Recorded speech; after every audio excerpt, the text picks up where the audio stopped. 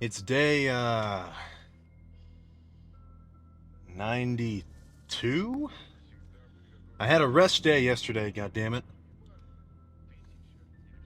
Whoa. So the logic was I hardly ate during the day because I was studying for this exam. And then by the time I came back, like I had just eaten jack. So if I were to try to wait until I get a couple of solid meals in, then lift, then eat some more meals afterwards, I would have gone to bed at like 3. So rather than destroy my sleep schedule, which if you've seen not even that far, not even that far back, you know that it gets pretty bad. Uh, Instead, I decided just to eat some more food and go to bed. So instead of legs yesterday, it's legs today. Uh, in terms of my leg training, I always do hamstrings first, just because the basic logic is quads tire you out more than hamstrings, in my mind. Like if you do a hardcore quad workout versus your hardcore hamstring workout, which one do you think you're going to be out of breath, like fucking gasping, sweating on? Like, I still feel it after hamstrings, but I want to just get hamstrings out of the way and then go as crazy as possible on quads and just be done. Like, I don't want to have to save any energy in the tank, if you know what I'm saying. So, hamstrings is just going to be a ton of seated hamstring curls, maybe some standing single leg curls on the leg extension. That's pretty much it. Maybe a little bit of RDLs, light. Uh, if you go too heavy on RDLs, you just end up working your glutes. And if you're a guy, you don't really need a bigger ass. You've all seen the memes where it's like, you work out to get big legs, but then you just get a bigger butt. Not ideal for a male physique, unless that's what you're going for. So hamstrings is just a ton of isolation, and quads, I'm going to see how squats feels. So I'll probably end up doing either the big set of squats or not, depends on how it feels. And then I'll get just a variety of maybe a few different pressing movements like leg press or pendulum squats going, and just a ton of leg extensions. I mean, if I were to attribute all my quad growth to one machine, I'd like, if I only had to do one quad exercise forever, I mean, I'm gonna pick leg extensions. As crazy as that sounds, because I always talk about how good squats are, but crazy pump, you can go really heavy. I mean, I do tricep pushdowns for triceps. Leg extensions is the same thing, you know, in accordance to the different body part. So I'm gonna drink this fucking pre, and then we can get in there. I'm excited. Okay, so pre hamstrings, like the setup, I'll do a few sets of calf raises, and then just a set of maybe 100 pounds, 5 or so reps. Wait a minute, do 150, do 200, do 250. So by now, I haven't really done any work on my hamstrings, but they're ready to throw the whole stack around, right? I don't feel like there's much point in doing a set, like a real set, and then upping the weight. Like, I would rather start with the max weight possible and then gradually decrease it, because that's the only way that you're going to move as much weight as possible. By the time you get to your top set after doing your workup sets, you're already fatigued, right? That doesn't click with me. So I think I'll just throw the stack around for as many sets as possible. God damn it.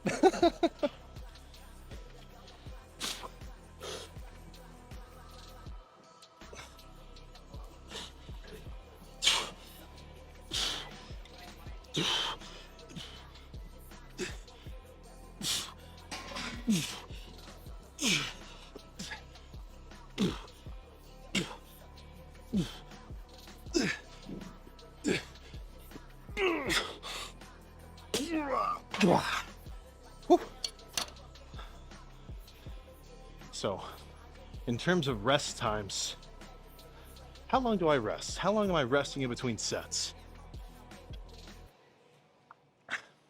I don't know, maybe 2 minutes, maybe a minute and a half. It really just depends on the set, you know? When I'm doing something like shoulders, and I'm really going for more of like just a burning sensation, I might rest them just 1 minute between legs. Sets of lateral raises or something. And you know, when I go do a set of squats or something heavy, I might take even 10 minutes as a rest period, right? The whole point of the rest period is to, you know, catch your breath, reoxygenate your muscle that you just worked, or, you know, whatever kind of BS I mean by that, until you're not fatigued, right? Because let's think about this. If I were to rest 30 seconds and then do these back-to-back sets, I wouldn't even get close to the same number of reps. And if I were to wait, you know, 5 minutes, then I'm just waiting too long. I've already caught my breath by then. So really, rest periods, just wait until you feel ready to do the set again, and then do it right then. You know, don't wait too long. It's not like an exact number.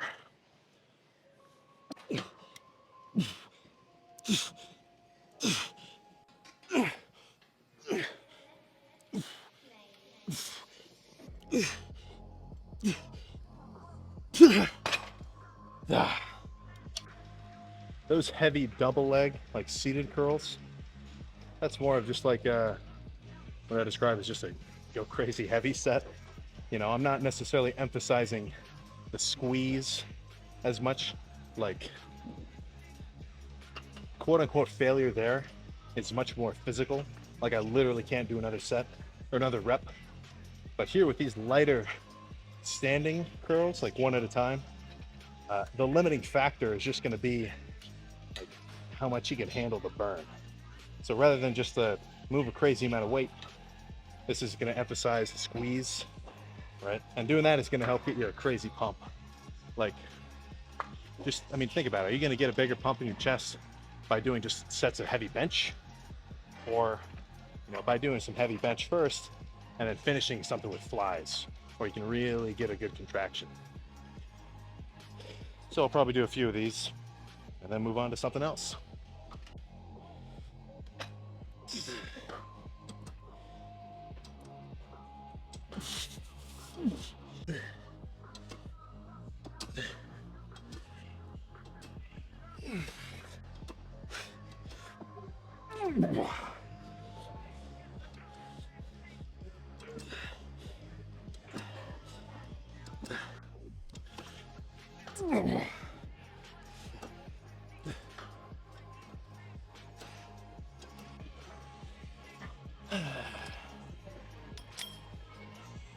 Okay, so that's, I think, 9 sets done. I may have to go back in the footage and record and look at the clips, but I think I'm gonna finish off with 2 sets of just heavy single leg, and then hamstring's done.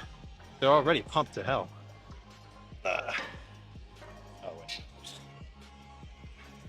forgot I started with the right leg.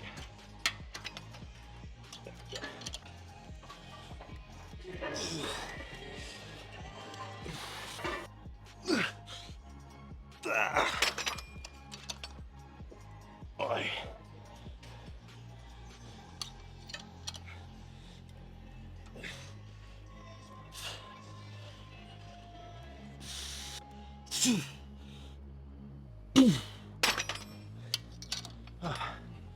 Okay, let's move on to squats. Goddamn.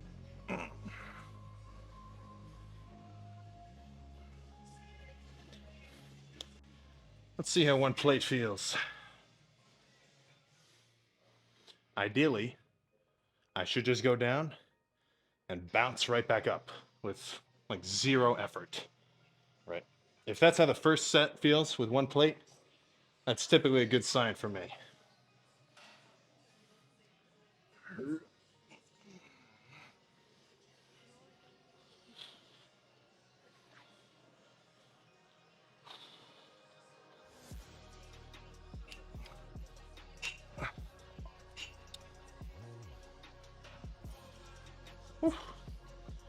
Butter smooth, god damn it. So, like I was saying with the warm-up for hamstrings, I'm not gonna do working sets while increasing weight on squats. You know, I can do a few reps of one plate, get used to it. A few reps of two plates, get used to it. A few reps of three, maybe one or two of four. And by then, I'm just ready to jump into the top set. I'm thinking probably five. Yeah, probably just five. I'll see how it feels. But it just doesn't make any sense to me to want to weaken yourself before you get ready for your top set, quote unquote, right? If I were to do 3 plates for 20 reps and then like 4 for 15 and then move on to 5, I wouldn't be able to get so many reps. Now, sure, you know, you did your workload, but in my mind, I want to hit a muscle as heavy as possible, as soon as possible in the workout. But that's not entirely science-based. That's more so just, you know, over all the time that I've been lifting, it just makes the most sense to me. And then the logic behind the plate, I guess I don't usually explain it. For the most part, I can guarantee that you can't do a bodyweight squat and go all the way down without doing like weird bending forward at your waist, right? You just don't have the ankle flexibility. You know, nobody does for the most part. So if you want to do a real good squat that's going to work your quads, you want to stay as upright as possible. Like, I'm not saying totally upright, but not like bent way over like this. So if you stand on a plate and elevate your heels, that gives your knees more flexibility to go forward.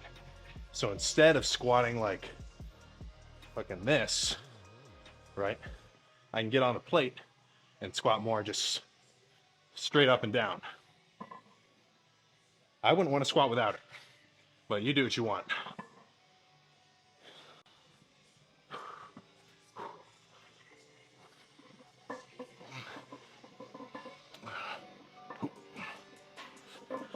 All right, let's just jump to the big one.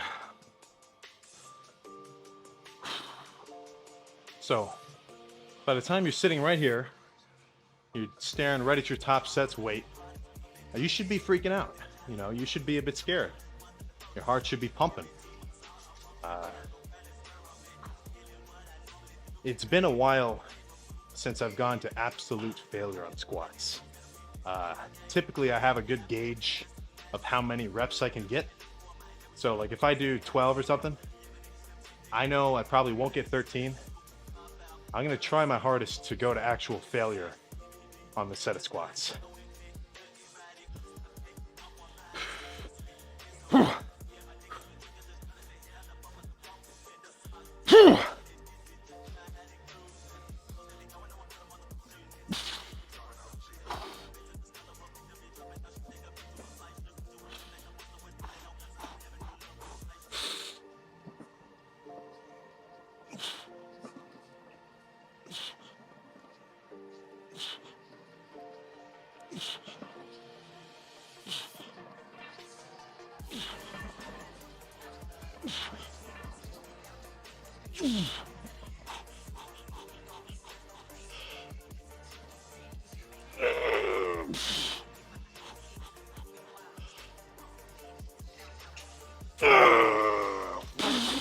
God damn it.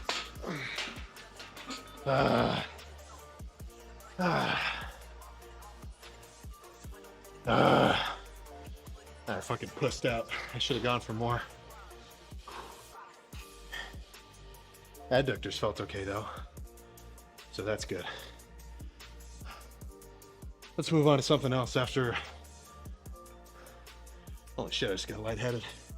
After a considerable rest period. Oh my god. A little bit of single leg will be good to do next before some other sort of pressing movement. That's about right.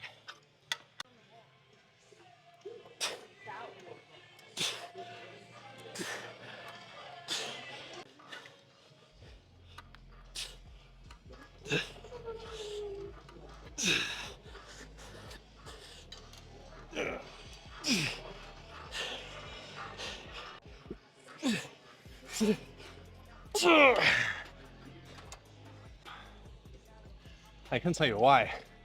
Probably that extra rest day. But my knees are feeling bulletproof. I think I'm gonna stick around here a little longer, really try to load up a lot of weight. So,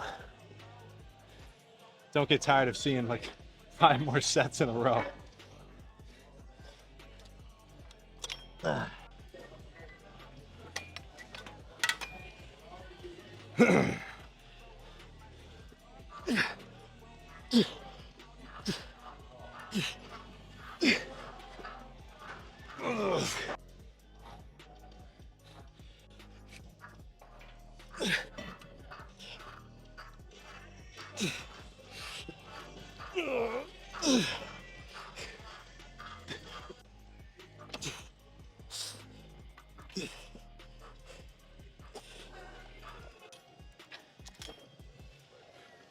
I'll go a bit lighter on this last one.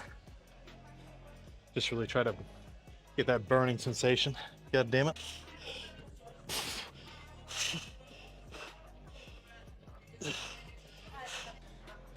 Okay, I'm thinking maybe 2 or 3 sets of machine leg press. Not to like absolute failure, like just still feels like a good burn. And then jump into body weight sissy squats. That should feel pretty good. And the action of stretching your quad that far, doing the sissy squats, always just gives me the craziest pump.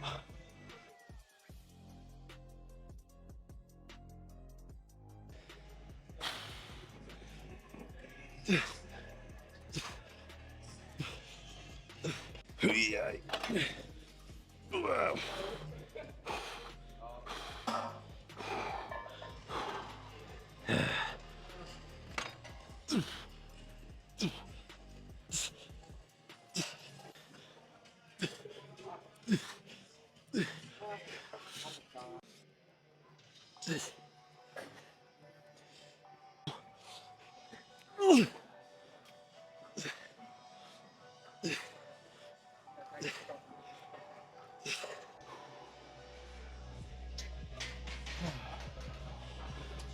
So,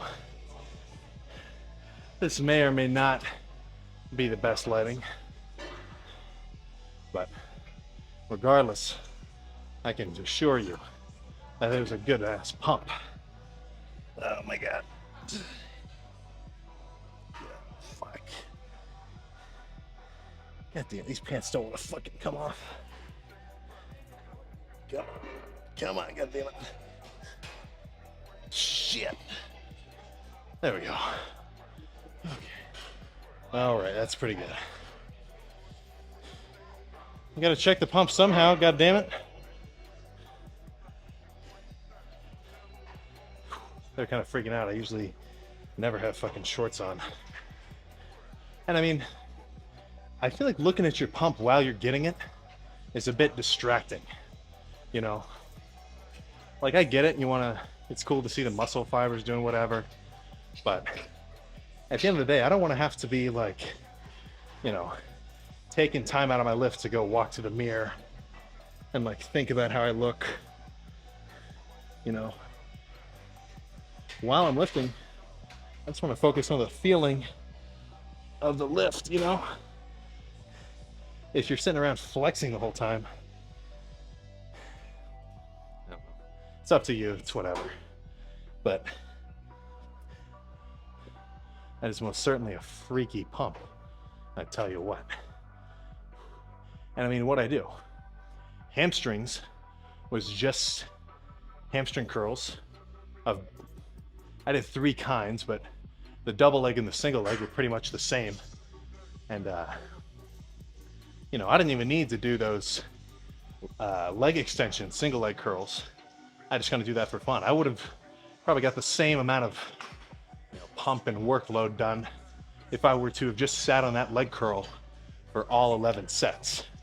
You know, I feel like with simple muscle groups, you guys kind of get the idea that you don't have to do that much, right? Like, that's why I feel like you think it's crazy when I tell you to do 11 sets of lateral raises, right? But if I told you to do 11 sets of chest, you wouldn't freak out. if I told you to do 11 sets of triceps, you wouldn't freak out. You know, if all you got to do is one machine, or, you know, basically one machine with maybe a little bit of variation, hell, man, that just takes the load off your mind, and all you got to do is sit there and go hard. You know, you don't have to take the time setting up new machines, right? The worst problem you'll have is people are going to ask you to work in, or ask to work in because you're sitting on the hamstring curl for 30 minutes straight. But, you know, hardly a problem in my book, you know. Plus, if you get big enough, people might even be scared to ask to work in with you.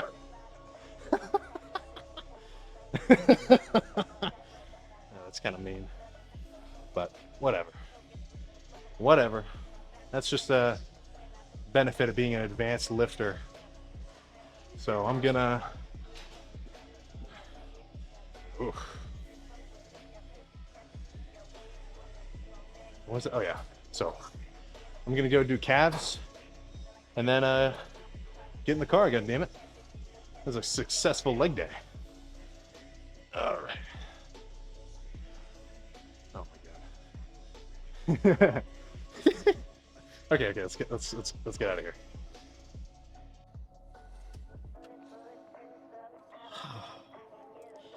Ah, that was a good leg day. That was a productive ass leg day. Oh my goodness. Pumped, fatigued, sleepy, a variety of adjectives. I just drank the shake off cam, except it was fucking just protein. I'm out of dextrose. Ordered some, it'll come in tomorrow. It seems that I haven't explained what dextrose is for a little while. So, post-workout, your body is out of gas, right? You've just stressed your system, you've depleted your glycogen, and you're itching to refuel. The three effects of a workout. So, there's one simple answer, right? You got to fill back up. Now, what do you want to eat? You know, I mean, you're going to want to eat something. It's going to be a fast-acting carbohydrate. You know, that's going to be your best bet. You know, me drinking this protein shake right now, like, it's not necessarily aiding my immediate recovery.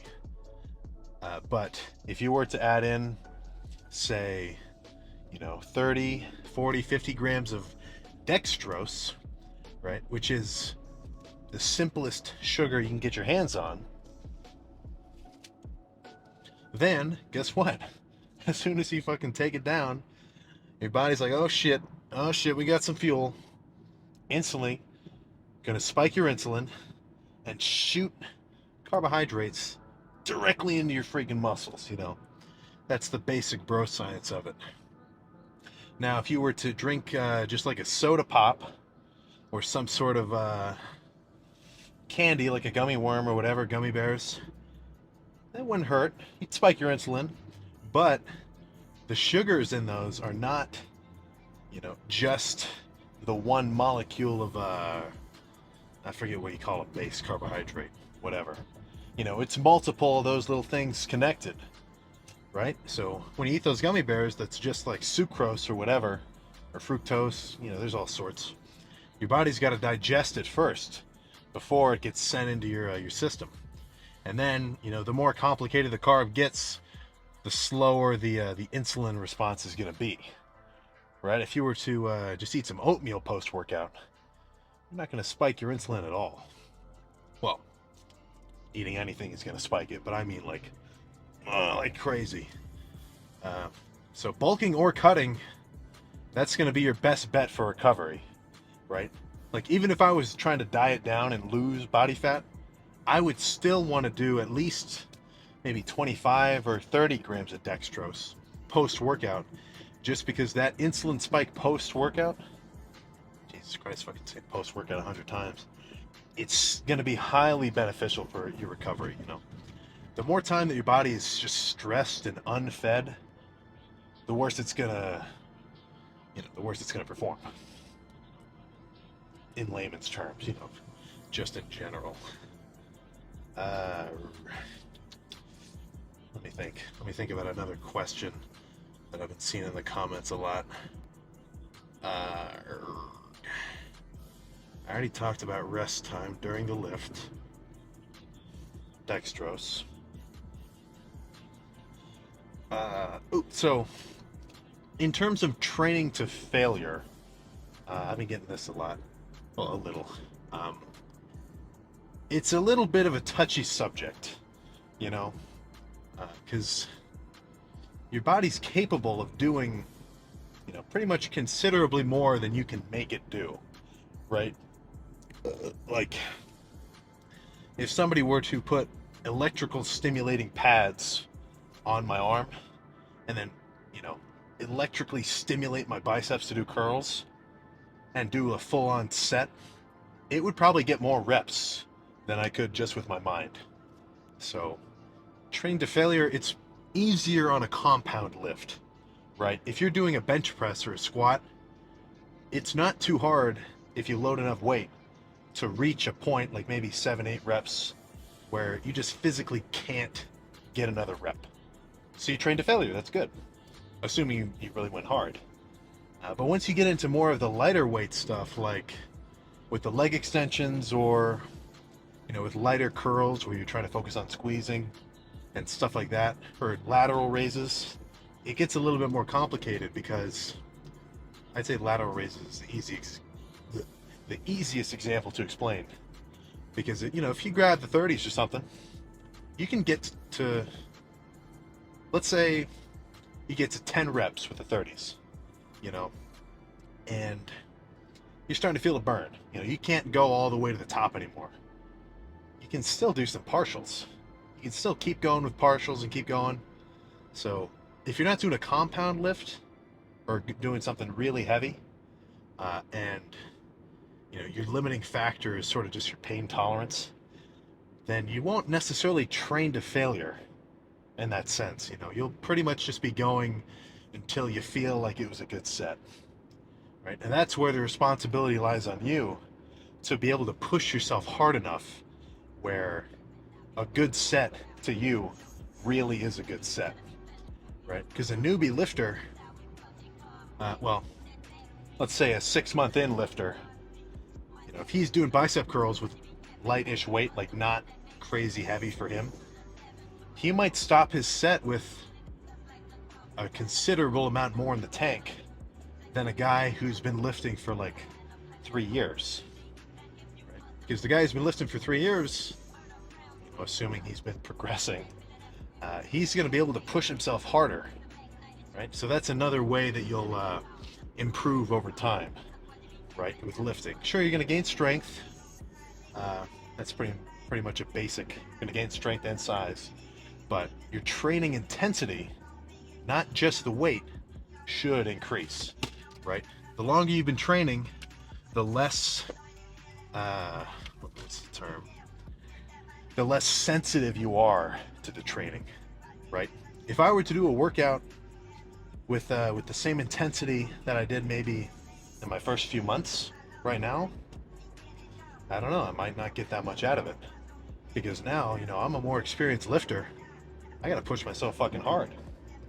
So, when you're doing your sets, if you're getting past like 15 reps, it's just more of a burnout pump set. Try not to get too fixated on a rep number. I've said this before. Let's say you're doing bicep curls. You're 3/4 of the way through the lift. You've already done your heavy movements. Maybe you did like a heavy barbell curl or something to begin with. So you're grabbing let's say you can curl the 40s for 10. You grab the 30s, or maybe the 25s or something. And you're just sitting there curling, burning them out. You get to rep 15. If in your mind, when you're doing the set, you think to yourself, okay, once I get to 20, that'll be good. Okay, 20.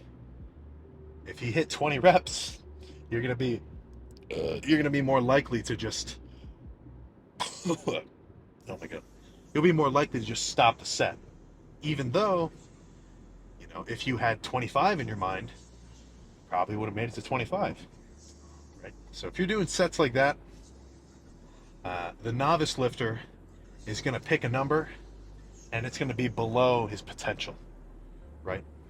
It's going to be below how many reps he can really get. So the intermediate lifter hopefully would pick a number in his mind that's above what he can do, right? He'll grab the 30s and think, okay, 25 reps, let's fucking hit it. And then, he'll do as many as he can, but he'll have to call it at some point, right? Now, if you're real experienced, well, this is just sort of, random sort of nomenclature I'm saying.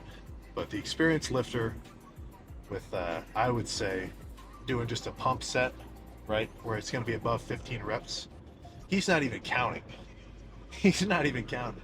Like, he knows he'll get maybe 20, 22 reps or something like that. But, sometimes when I'm doing sets like that with lateral raises or curls or push downs, I won't even think rep numbers, right? Rather than think in my head, okay, 1, 2, 3, 4, I'll just think to myself, rep, rep, rep, like that, right? Just so I don't accidentally limit myself. So hopefully next time you're doing more of a squeezing isolation movement, be it, whatever, pec decks, lateral raises, curls, rope push downs, hamstring curls, leg extensions, whatever. It applies to pretty much everything. It's not a crazy compound lift. You know how many reps you'll be able to get. Just try to push past it. So I'm gonna go home, eat some more food, take my vitamins. I think I've got oh my god, I have a bunch of MATLAB stuff to do tomorrow. I fucking hate MATLAB. So I'll try to get well, actually, I'm not going to try. I know I'm going to have a crazy chest day regardless, but I'll be a little bit busy with, what do you call it, curriculars, with my curriculum. So hopefully you guys are doing your cardio. Not even that fucking hard. You just do something, 30 minutes, elevate your heart rate right in the morning.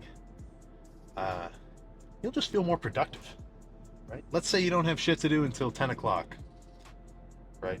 You're just going to feel better if you wake up at 8, nice, like you got a good night's rest, you do your cardio, you come back, you're like, man, I did something. I started my day off right. You're just going to feel good. Plus, the innumerable benefits of doing the cardio. So, hope you take that to heart. I will see you next time. Yeah, damn it.